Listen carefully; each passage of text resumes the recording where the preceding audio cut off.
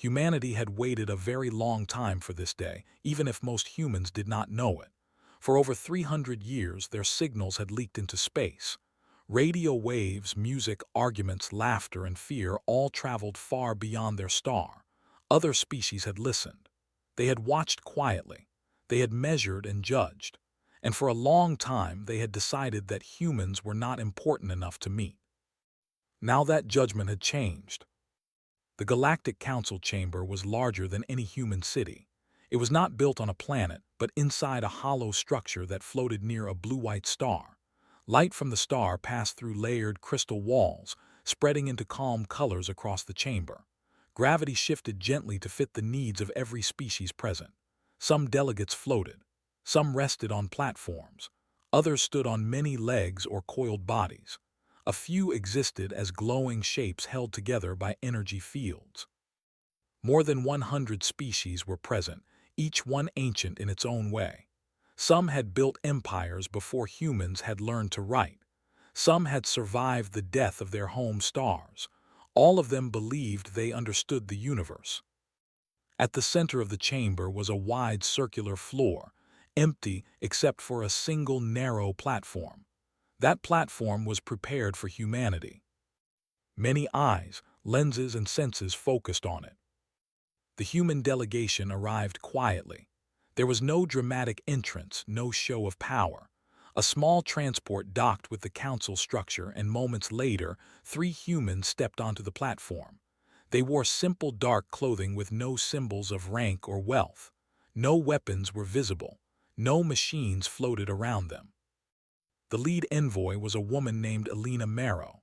She was older by human standards, with silver hair pulled back neatly and calm eyes that had seen both failure and hope. She walked with steady steps, even as the strange gravity adjusted to her body. Behind her stood 2 others, silent and watchful, but clearly nervous. Across the chamber, reactions spread. The Cathari observers clicked softly among themselves. To them, humans looked weak. No armor, no natural claws, soft skin. The Cathari had evolved on a high-gravity world and could crush stone with their limbs. Humans looked breakable. The Aurelian choir pulsed with light, their shared mind nodding how short the human lifespan was. Less than a century, most of the time. How could such a species matter? The Threx counselor adjusted its sensory field and noted that humans had no natural hive bond, no instinctive unity. They argued with each other constantly, even in their own records. Disorder was written into their nature. One by one, the council members came to similar thoughts.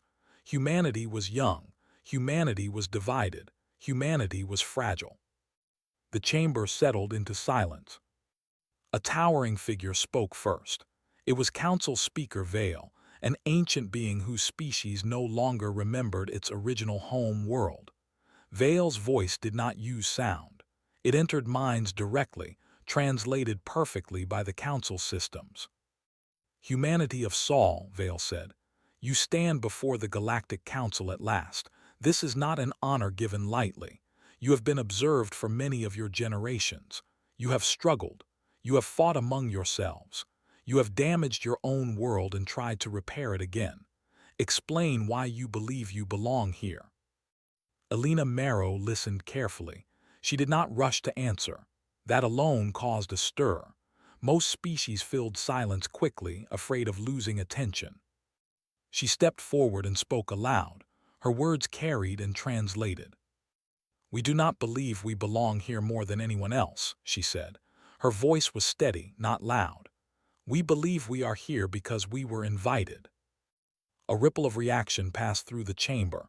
Confusion, mild irritation, curiosity. The Zyran delegate, a tall creature of shifting metallic plates, spoke next. "That is not an answer. Every species invited has proven value, strength, knowledge, stability. What does humanity offer?" Elena nodded once, as if the question was expected. "Time," she said. Again confusion. Some delegates exchanged signals. Time was not rare. Many species lived far longer than humans. You have little time, the Zyran replied. Your kind dies quickly. Yes, Alina said simply, that is true. The Threx counselor leaned forward. Then speak of your greatest achievement, your greatest weapon, your greatest discovery. This was the moment many in the chamber waited for. This was where species usually displayed images of star-shattering weapons, endless fleets, perfect social systems, or immortal bodies. Elena did none of that. She looked around the chamber, meeting as many gazes as she could. Her face showed no pride, but no shame either. We have many achievements, she said. We have failed more times than we can count. We have destroyed and we have rebuilt, but we did not come here to list our victories. A low murmur spread. This was highly unusual. The Cathari observer clicked sharply. Then why are you here? Alina paused. She seemed to choose her words carefully. We are here to listen, she said, and to learn. That answer caused something close to laughter among several species. Listening species were not rare, but learning without claiming superiority was often seen as weakness. Council Speaker Vale raised one long limb, and the chamber quieted. Humanity, Vale said, this council does not gather for humility. We gather to solve problems that shape the galaxy. Civilizations rise and fall. Wars repeat. Knowledge is lost and found again. We seek permanence. Elena's eyes sharpened slightly at that word. Permanence, she repeated softly. Yes, Vale continued. Every member here has mastered something. Control, harmony, efficiency, endurance. You must show us what you have mastered. Elena took a slow breath. Those close enough could see her hands relax at her sides. We have not mastered permanence, she said. If anything, we have learned that it does not exist. This answer was not translated into anger, but into deep irritation. Several council members felt their patience thinning. You waste this moment, said the Zyran delegate. Do you come to insult us? No, Elena said quickly. We come to be honest. Silence followed. It stretched longer than before. In that silence, data streams flowed. The council reviewed human history again. Endless wars, sudden leaps in science, cultural collapses followed by new ideas, chaos followed by strange recoveries. Finally, Vale spoke again. Humanity, the speaker said, you will be given time to observe, but you have not answered why your presence matters. Before this session ends, you will have one chance to speak again. Not now. Elena inclined her head. That is enough. The human delegation stepped back as the platform slowly withdrew from the center. Other species turned their attention away almost immediately, returning to their own debates. As they were escorted to a smaller observation chamber, Elena allowed herself a quiet release of breath. One of the humans behind her, a younger man named Aaron, finally spoke. They think we're nothing, he said softly. Elena gave a small, tired smile. Most of them do. Then why didn't we tell them? Aaron asked. Why didn't we explain what we can do? Elena looked through the transparent wall at the endless stars beyond the council structure. Because they didn't ask the right question yet, she said. Outside, the Galactic Council continued its endless discussion, unaware that the smallest voice in the chamber had already begun to change the shape of the future. The observation chamber given to the humans was small compared to the great council hall, but it was not uncomfortable. The walls were clear and curved, showing the stars outside. Soft light adjusted itself to human eyes. Gravity felt close to Earth normal. It was all very polite and very controlled. Elena Marrow stood near the window, her hands behind her back. She watched distant ships move like slow sparks across the dark. Behind her, Aaron and the third delegate, a woman named Leela Chen, sat quietly. No one spoke for a long time. Beyond the chamber, the Galactic Council continued its work. They debated borders. They argued over trade routes and resource limits. They reviewed old wars and recent collapses. Each species spoke with confidence. Each believed its own way was the best way. Humanity was not mentioned again. Not yet. Alina was not surprised. She had expected this. The Council did not ignore species because they were weak. It ignored them because they were unfamiliar, and humans were very unfamiliar. Aaron broke the silence at last. "They think we failed," he said. "They saw our wars, our mistakes." "Yes," Alina said calmly, "they did." "And they didn't see what we learned," Leela added. Alina turned and looked at them. "They did see," she said. "They just don't understand why it matters." Aaron frowned. "Then how do we make them understand?" Alina smiled slightly. "We wait." Waiting was something humanity had learned well. Time passed differently inside the council structure. Days and nights did not exist, only sessions, pauses, and endless discussion. The humans were allowed to observe everything. Data flowed into their systems, translations updated in real time. What they saw was impressive. Civilizations that spanned thousands of worlds, species that had eliminated hunger, disease, and internal conflict, societies that had not changed in tens of thousands of years. And yet beneath all of it, Alina saw something familiar. Fear. Not fear of enemies, but fear of change. The council debated a report from a distant sector where a once stable civilization had gone silent. No signals, no distress calls, just absence. "The pattern repeats," said one delegate. "They reached equilibrium and then declined." "They optimized too much," said another. "No flexibility remained." "They failed to maintain unity," said a third.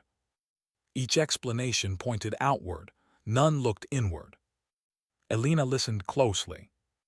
The human records told a different story.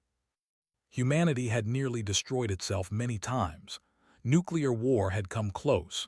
Climate collapse had followed. Plagues, artificial intelligence scares, social breakdowns. Each time humans argued fiercely. Protests filled streets. Ideas clashed. Old systems broke. And yet somehow humanity adapted. Not smoothly, not cleanly, but it did. Alina noticed something else as the council spoke. When a solution failed, most species tried to improve the same solution. Stronger control, better enforcement, longer planning cycles. Humans, by contrast, often threw the entire system away and built something new. That difference mattered.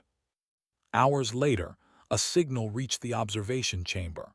The council requested the human envoy's presence again. Aaron straightened at once. "This is it." "Not yet," Alina said, "but we're closer." They returned to the great chamber. This time the mood felt different, less dismissive, more tense. Council Speaker Vale addressed the room. "We have reviewed humanity's record further," Vale said. "You are unstable, your history is full of conflict, and yet you persist." Alina inclined her head slightly. "Explain this contradiction," Vale said. Alina stepped forward alone this time. Her voice carried clearly. "We are unstable," she said. "That is true, we disagree, we fight, we make mistakes." Several delegates leaned forward. "But we do not mistake stability for survival," Alina continued. "We change because we must." The Zyran delegate spoke sharply. "Change leads to chaos." "Yes," Alina said, "sometimes." Murmurs spread. "But chaos also creates choice," she added, "and choice creates paths you cannot predict." The Threx counselor pulsed with irritation. "Unpredictability is inefficient." Alina nodded. "So is life." That answer caused a ripple of reaction.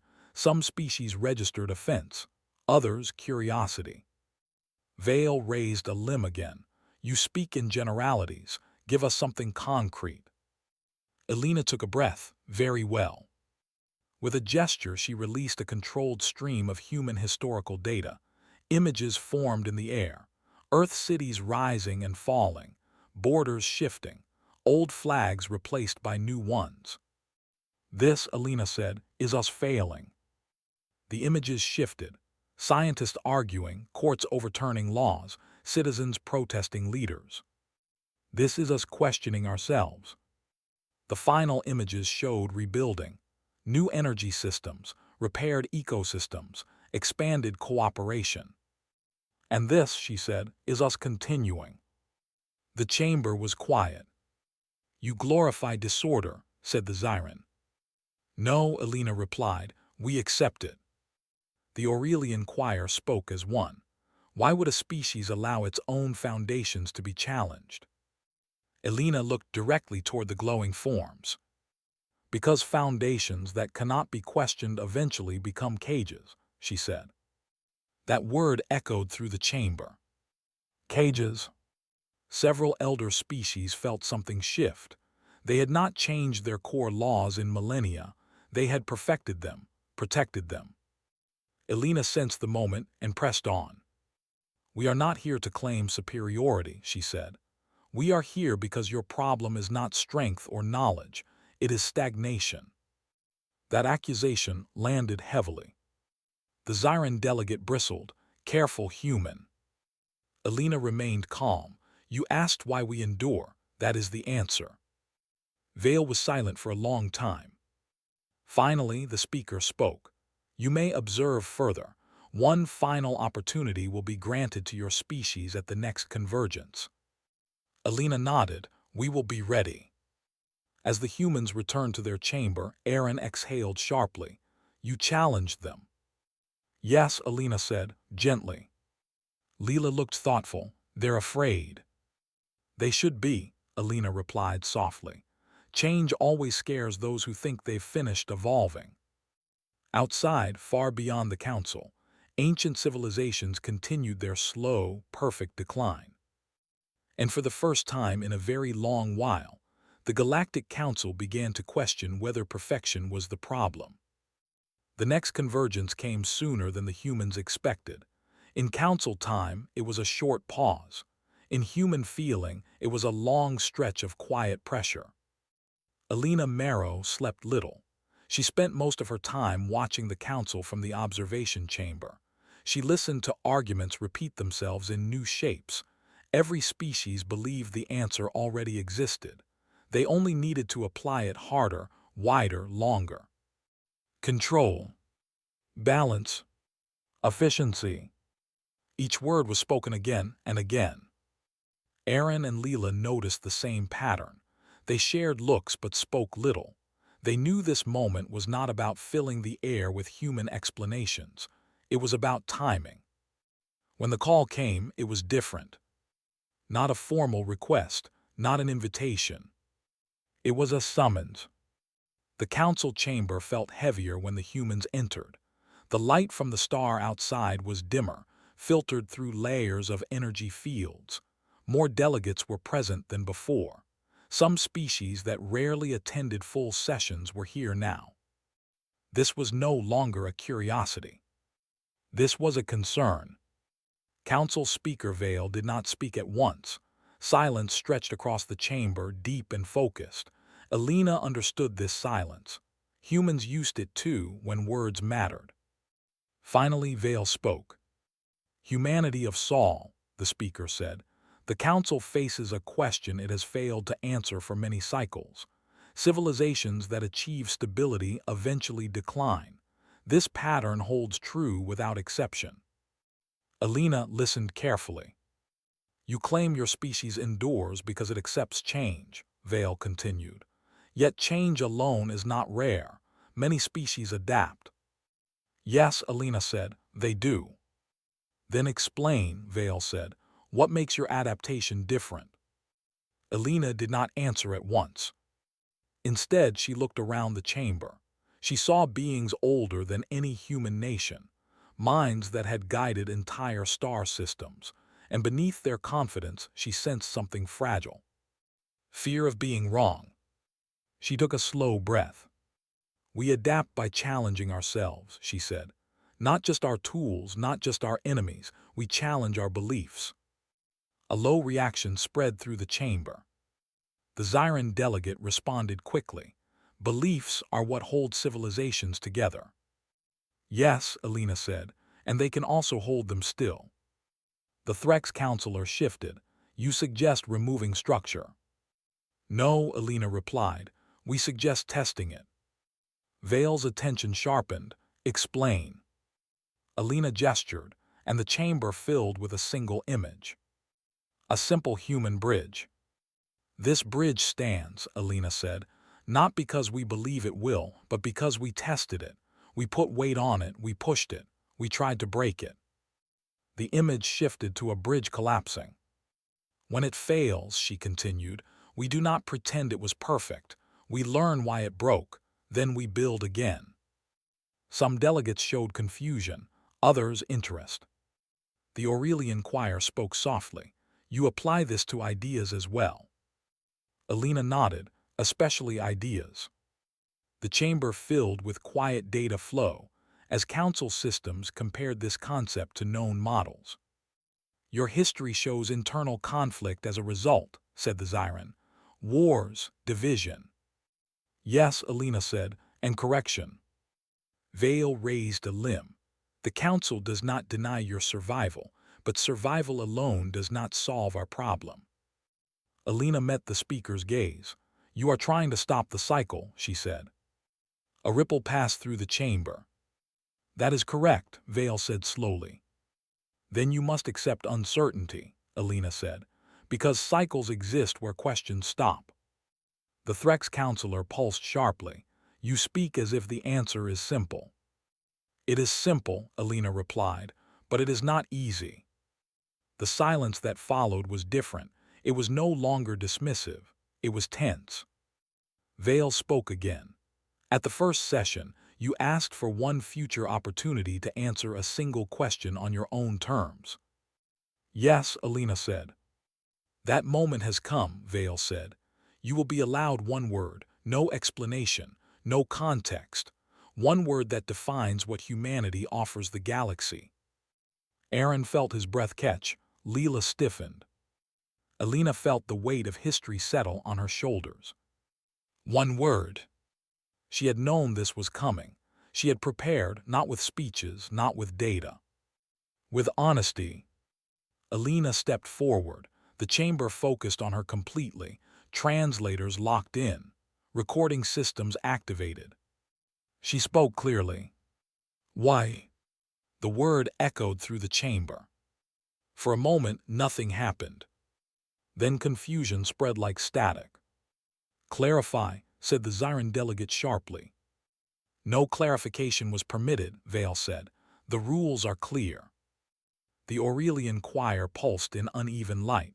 This word is meaningless. All species ask questions. Alina remained silent. The council erupted into overlapping signals. Analysis streams surged. Linguistic systems confirmed accuracy.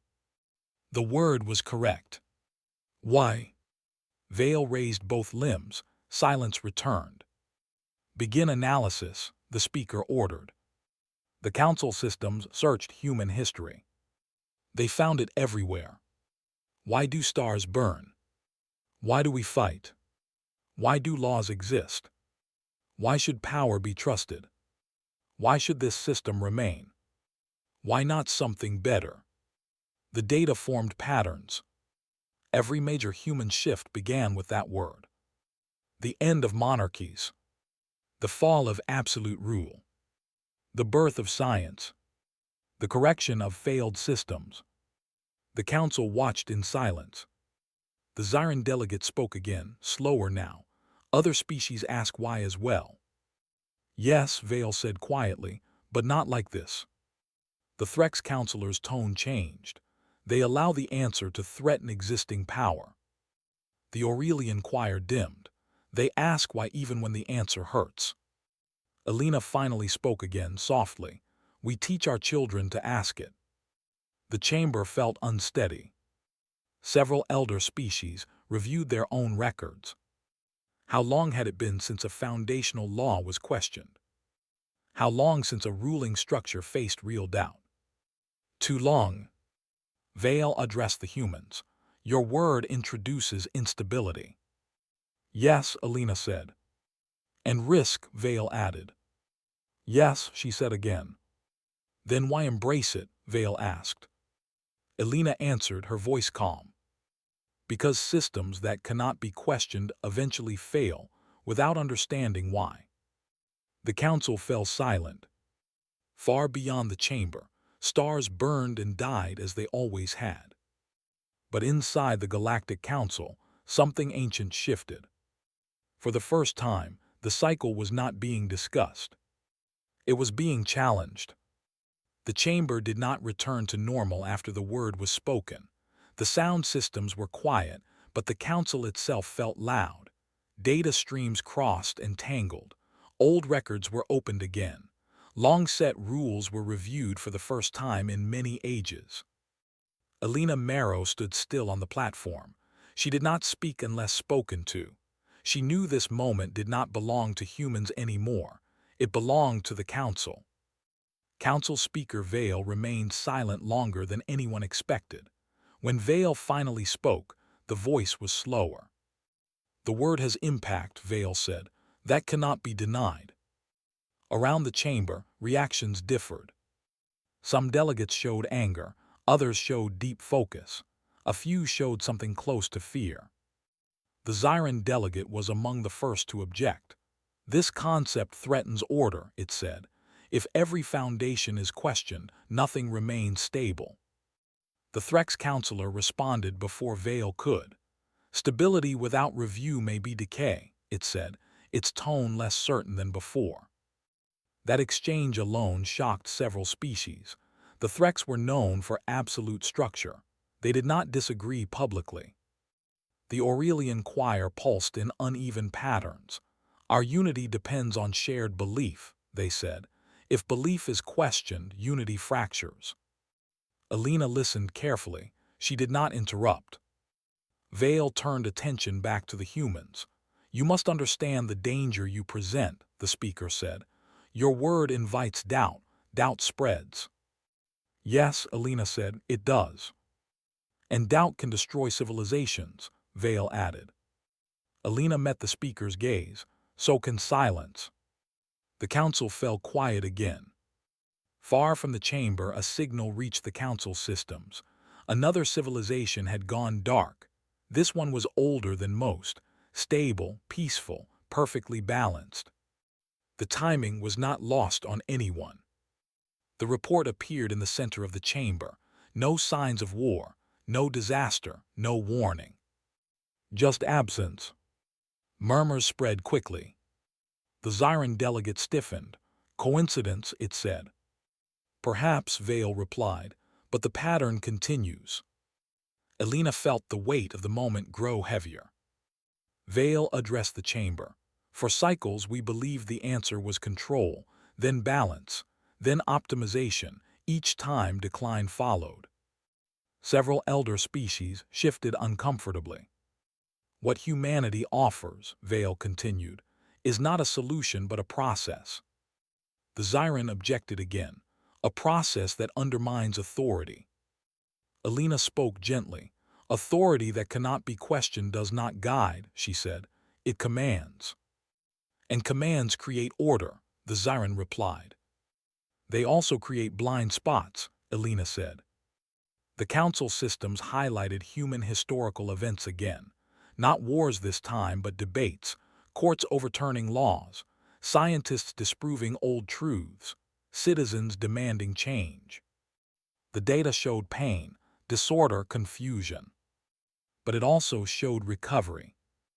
Vale studied the patterns carefully. Your species suffers greatly during these periods. Yes, Elena said, we do. Then why continue? Vale asked. Because the alternative is slower death, Elena replied. That phrase carried weight. Several species began reviewing their own past, their last major reforms, their last challenges to authority. Many timelines were empty. The Aurelian choir dimmed. We have not changed our core beliefs in 20,000 cycles, they said. The Threx counselor responded quietly, nor have we. The Zyran delegate hesitated before speaking again. Change risks collapse. Elena nodded. Yes, but refusing to change guarantees it. Silence followed. The council speaker raised a limb. "We must test this," Vale said. "How?" asked multiple delegates at once.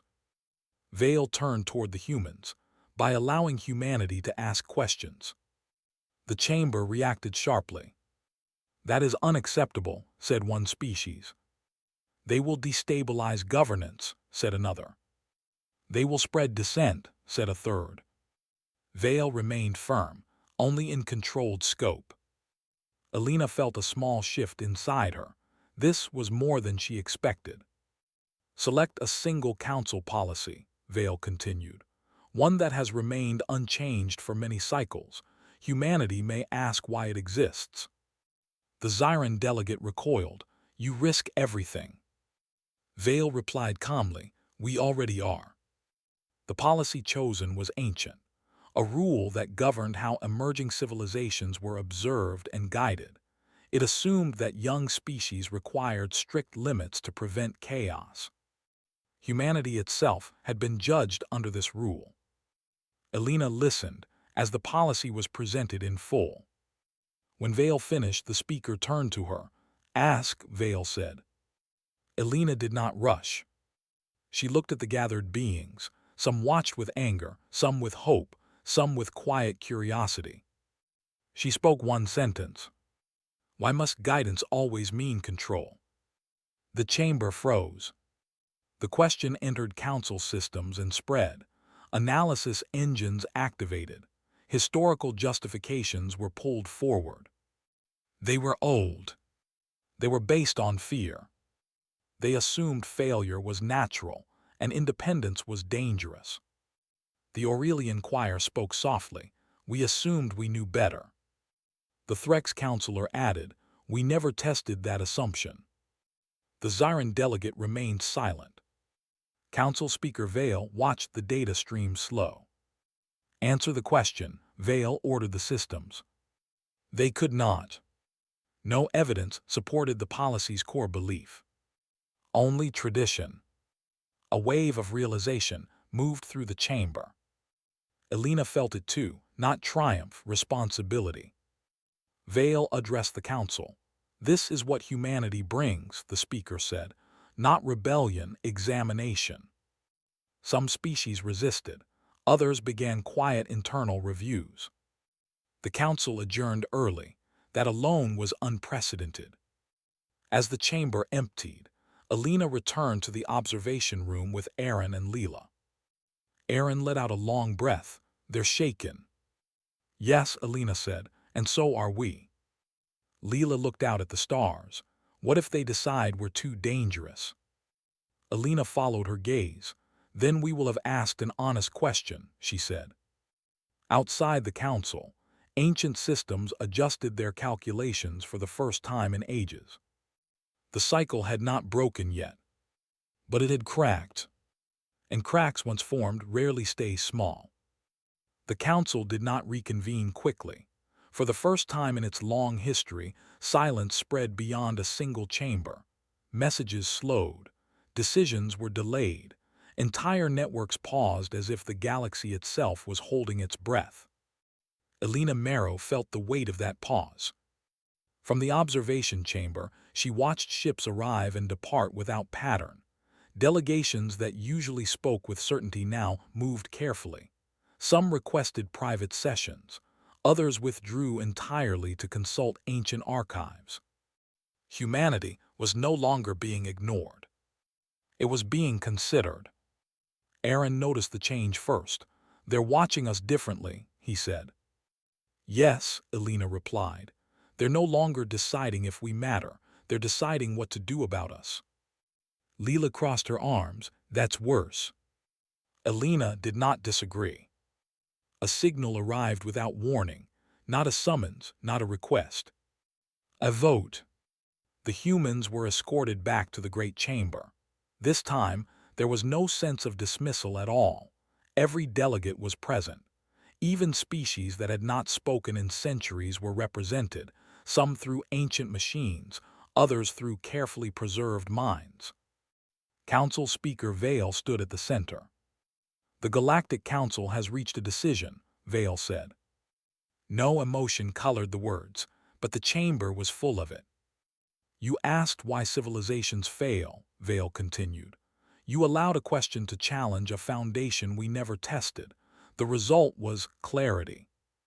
Data flowed into the air, policies were highlighted, laws, traditions, entire systems built on unexamined assumptions. Vale's voice remained steady. We have concluded that humanity presents no military threat, no territorial ambition, no biological danger. Aaron exhaled quietly. But Vale added, humanity presents a conceptual risk. Elena nodded once. She had expected that word. Your way of thinking spreads, Vale said. It does not conquer, it questions. It destabilizes certainty. The Zyran delegate finally spoke, its voice slower than before. Such instability could fracture the council. Yes, Vale replied, it could. The chamber grew still. Then why allow it? Asked the Aurelian choir. Vale turned slightly, addressing the entire council. Because every model we have tested that avoids instability leads to decline. That truth settled heavily. The cycle does not break through strength, Vale said. It breaks through renewal. Alina felt a quiet tension ease in her chest. The council has voted, Vale announced. Humanity will not be ruled. It will not rule. Instead, humanity will be granted a role no species has held before. The words hung in the air. Alina Marrow of Saul, Vale said, stepped forward. She did. Humanity will serve as questioners, Vale said. Observers empowered to ask why of any law, policy, or structure within this council. The chamber erupted. Protests, shock, fear. This is madness, one delegate cried. They will tear us apart, said another. Vale did not raise its voice. They will ask questions. What happens next will be decided by truth, not habit. Alina spoke for the first time since entering. We will not force answers, she said. We will only ask. Silence followed. Vale inclined its head. That is precisely what frightens us. The vote passed. Not unanimously, but decisively. Humanity was no longer an observer on the edge of the galaxy. It was now part of its conscience. In the cycles that followed, change did not come as explosion or collapse. It came as discomfort. Council members began to hear questions during sessions. Why has this law never been reviewed? Why do we assume younger species will fail? Why is efficiency valued over resilience? Some questions were dismissed. Others were debated. A few changed everything. One ancient trade system was restructured after its origins were examined. It prevented the slow draining of weaker regions. A long-standing border agreement was revised after its true purpose was questioned. Several civilizations avoided collapse not by becoming stronger, but by becoming flexible. Not all survived. But for the first time, some learned why they failed. Humanity did not celebrate. Elena watched as the galaxy struggled, adjusted, and argued. Aaron once asked her, "Did we save them?" Elena shook her head. "No, we gave them a mirror." Leela added quietly, "And mirrors are not kind." Years later, long after the first human delegation returned home, the word remained. Why? It appeared in council records, in training systems, in the guidance given to emerging civilizations. Not as a command, as an invitation. Some species refused it. Others embraced it. The cycle did not vanish, but it slowed. And for the first time in galactic history, the future was not a repetition of the past. Far away on a small blue world, humanity continued to argue, fail, rebuild, and question itself. They did not know the full impact of what they had done. They only knew one thing. They would keep asking. And because of that, the galaxy would never be the same.